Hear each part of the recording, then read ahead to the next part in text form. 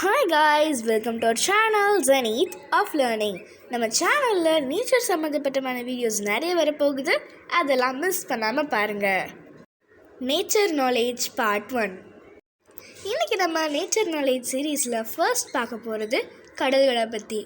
இந்த உலகத்தில் மொத்தமாக 5 கடல்கள் இருக்குது. அதில் இருக்கிறதுலையே பெரியதான பசிபிக் பெருங்கடலை பற்றி இந்த வீடியோவில் பார்ப்போம். நேமர் ஆஃப் பசிபிக் ஓஷன். பசிபிக் பெருங்கடலுக்கு பசிபிக்னு பேர் வச்சவர் தான் ஃபெர்டினண்ட் மேக்லின்.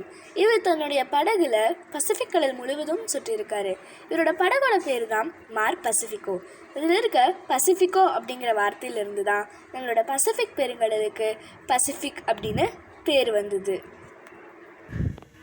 நம்ம உலகத்தில் இருக்க 7 கண்டங்களாகிய North America, South America, Asia, Africa, Europe, Australia மற்றும் அண்டார்டிகாவுடைய பரப்பளவு எவ்வளோ தெரியுமா?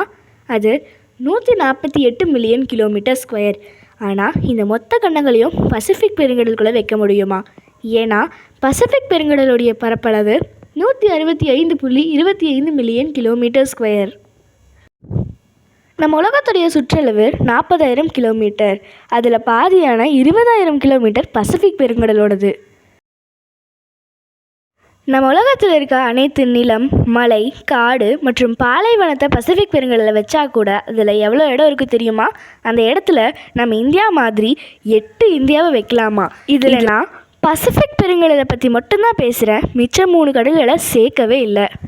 நம்ம கூகுள் மேப்லேருந்து பசிபிக் பெருங்கடலை பார்த்தா கூட நம்மளால் 95% தான் பார்க்க முடியுமா. Deepest point. பசிபிக் பெருங்கடலோட சர்ஃபேஸ் எவ்வளவு நீளமோ அதே போல் அது ரொம்பவும் ஆழமானதும் கூட.